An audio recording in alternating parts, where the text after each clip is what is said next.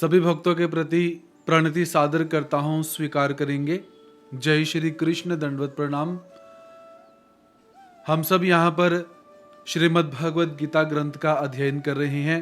तो आज के सत्र में अध्याय क्रमांक 15 के श्लोक क्रमांक 4 का यहाँ पर हम सब अध्ययन करेंगे। तो सभी अपनी अपनी श्रीमद् भगवद गीता ग्रंथ को खोलकर परमात्मा को नमस्कार करके आसनस्थ होकर चौथे श्लोक का शुद्ध उच्चारण करने का प्रयास करेंगे। ततः पदं तत्परिमार्गितव्यं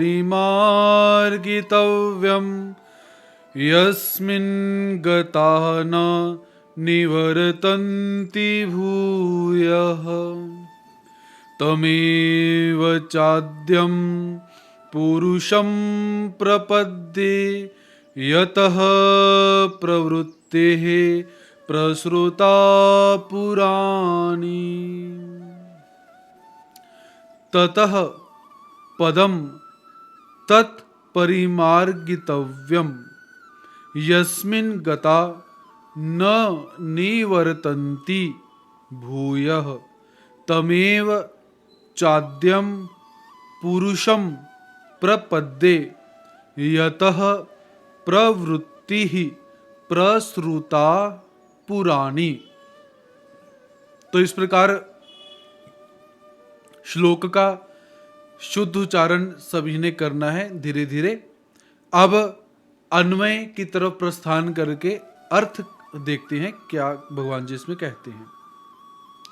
ततः तत् पदम परिमार्गितव्यम यस्मिन् गतः भूयः न निवर्तन्ति च यतः पुराणी प्रवृत्तिः प्रसृतः तम आद्यम पुरुषम एव प्रपद्ये। तो भगवान श्री कृष्ण महाराज जी ने पिछले श्लोक के अंदर इस संसार वृक्ष का छेदन कर देना चाहिए, इसे काट देना चाहिए। किस शस्त्र के माध्यम से? असंग नामक शस्त्र के माध्यम से इस संसार रूपी वृक्ष को छेद देना चाहिए, तोड़ देना चाहिए, ऐसा भगवान श्री कृष्ण महाराज जी ने कहा। तो संसार रूपी वृक्ष का छेदन करने के पश्चात करें क्या? क्या ऐसे ही व्यर्थ होके बैठ जाना चाहिए? कोई साध्य साधन इत्यादि कुछ है कि नहीं है? इस विषय में परमात्मा इस श्लोक में क्या कहते हैं कि हे अर्जुन, ततः तत्पदम परिमार्गितव्यम, उसके बाद अर्थात संसार रूपी वृक्ष को छेद करने के बाद तत्पदम, उस परम पद परमात्मा की परिमार्गितव्यम, खोज करनी चाहिए। अर्थात उस परमात्मा को ढूंढना चाहिए कि वो परमात्मा है कहाँ पर और उस परमात्मा को कैसे प्राप्त किया जा सकता है। यस्मिन् गतः भूयः न निवर्तन्ति, जिसको प्राप्त हुए मनुष्य भूयः अर्थात फिर, न निवर्तन्ति लौटकर संसार में नहीं आते हैं, च और यतः जिससे पुरानी अनादि काल से चली आने वाली प्रवृत्ति, यह सृष्टि प्रसृता विस्तार को प्राप्त हुई है, तम आद्यम पुरुषम एव प्रपद्ये, उस आदि पुरुष परमात्मा के ही मैं शरण में हूँ। तो परमात्मा इस श्लोक में सबसे पहले पद में क्या कहते हैं कि हमें सबसे पहले उस परम पद परमात्मा की खोज करनी चाहिए। तो क्या परमात्मा कहीं पर खो गए हैं, हम उनकी खोज करें? क्या परमात्मा विलुप्त हो चुके हैं जिनकी खोज करनी चाहिए? ऐसे नहीं, परमात्मा तो सर्वत्र हैं, सब जगह पर परमात्मा विद्यमान है, लेकिन हम ही इतने योग्य नहीं कि उस परमात्मा को देख पाए। तो परमात्मा की खोज करने का तात्पर्य यहाँ पर क्या है कि जिस साधन से परमात्मा को प्राप्त किया जा सकता है उस साधन को करना चाहिए। यदि हम सब ये देखें कि वो परमात्मा सर्वत्र है, हमें दृष्टिगोचर नहीं होता है, तो हम क्या करें? तो हमें ब्रह्म विद्या शास्त्र का अध्ययन करना चाहिए। परमात्मा को प्राप्त करने के दो ही साधन है। वो साधन क्या है?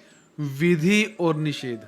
सबसे पहले यदि हम परमात्मा को प्राप्त करना चाहते हैं तो हमें सबसे पहले क्या करना पड़ेगा? जितने निषेध आचरण हैं उन सभी निषेध आचरणों का त्याग करना पड़ेगा, परित्याग करना पड़ेगा।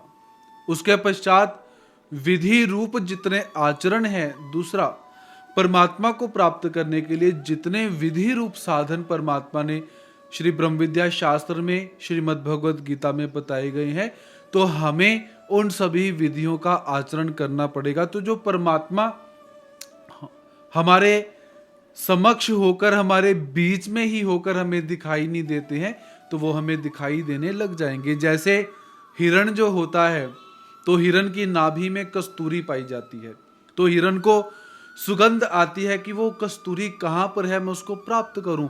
वो हिरण भागता रहता है, लेकिन उसे पता नहीं चलता कि वो कस्तूरी मेरे अंदर ही है। तो परमात्मा यदि सर्वत्र है तो हमारे अंदर भी परमात्मा है, मात्र हमें आचरण के माध्यम से उस परमात्मा की खोज करनी है और हम उस परमात्मा को प्राप्त कर सकेंगे। उसके पश्चात दूसरा विशेषण यहां पर क्या बताया हुआ है? यस्मिन गतः भूय न निवर्तन्ति, कि जिस परमात्मा को प्राप्त करने के बाद ये जीवात्मा इस संसार में दोबारा नहीं लौट कर आता है। देखिए, ये संसार जो है दुखों का घर कहा जाता है, दुखालय इस संसार के लिए शब्द प्रयोग हुआ पड़ा है। तो हम यदि वास्तव में सच्चे सुख को प्राप्त करना चाहते हैं, दुख छोड़ना चाहते हैं, दुख से दूर होना चाहते हैं और सच्चे सुख को यदि हम प्राप्त करना चाहते हैं, तो हमें परमात्मा को खोजना ही पड़ेगा, परमात्मा को प्राप्त हमें करना ही पड़ेगा। क्योंकि परमात्मा को प्राप्त करके दोबारा इस संसार में इस मनुष्य को नहीं आना पड़ता। और याद रखिए, इस साधन के अतिरिक्त दूसरा और कोई ऐसा साधन नहीं है जिस साधन का आचरण करके हम संसार बंधन से मुक्त हो सकते हैं। एक ही आचरण है। उसके पश्चात यतः पुरानी प्रवृत्ति प्रसृता, जिससे अनादि काल से चली आई हुई सृष्टि विस्तार को प्राप्त हुई है। अब यहाँ पर थोड़ा सा ध्यान गौर फरमाइए, क्योंकि हम लोग इस सृष्टि के कर्ता की जगह पर बहुत सारे देवी देवताओं का नाम लेते हैं कि इस देवी देवता ने सृष्टि की रचना की, इस देवी देवता ने सृष्टि का पालन कर दिया। लेकिन भगवान श्री कृष्ण महाराज जी यहाँ पर स्पष्ट क्या बोलते हैं कि अनादि काल से चली आने वाली यह सृष्टि जिसके कारण विस्तार को प्राप्त हुई है और जिससे आरंभ हुई है, अर्थात वो परमपिता परमात्मा भगवान श्री कृष्ण महाराज ही प्रत्येक वस्तु के आदि हैं। तो इसलिए याद रखना है, सृष्टि निर्माण किसने की और सृष्टि जो है इसका पालन पोषण इत्यादि कौन करते हैं? वो परमात्मा ही करते हैं, ऐसा हमने याद रखना है। उसके पश्चात अब इतना सब कुछ जानकर हम क्या करें भाई? क्या करना चाहिए? जान लिया, हमने आपको बताया और आपने सुन भी लिया, पर हम करें क्या? तो हमें क्या करना है? तम आद्यम पुरुषम एव प्रपद्ये, तो हमें उस आदि परम पिता परमात्मा के ही शरण में मैं हूँ, अर्थात हमें अनन्य भाव से उस परमात्मा की शरणागति में जाना है कि हे प्रभु, आपके श्री चरण जो है मेरा आश्रय स्थान है, आपके अतिरिक्त मेरा दूसरा आश्रय कोई भी नहीं है। सर्व समर्पण, पूर्ण सरेंडर जिसे हम कहते हैं, पूर्ण रूप से जो समर्पित होने का भाव है वो करना पड़ेगा। जब तक हम अपने परमात्मा को पूर्ण समर्पण नहीं देंगे तब तक कुछ नहीं होने वाला। क्योंकि जब तक द्रौपदी ने परमात्मा को पूर्ण रूप से अपने आप को समर्पित नहीं किया तब तक परमात्मा नहीं आए। इसीलिए ये सब कुछ जानने के बाद परमात्मा से कहना है कि हे प्रभु, अब मैं सब कुछ जान चुका हूँ, अब सब कुछ जानने के बाद मैं आपकी शरण में आया हूँ, मेरा स्वीकार करना और मुझे अपनी अनन्य शरणागति को प्रदान करना, ऐसे परम पिता परमेश्वर से प्रतिदिन प्रार्थना अवश्य करनी चाहिए। तो आज के लिए बस इतना ही। कल पुनः अगले श्लोक को लेकर आप सबके समक्ष उपस्थित रहेंगे। तब तक के लिए सभी भक्तों को प्रणति सादर करता हूँ। जय श्री कृष्ण। दंडवत प्रणाम।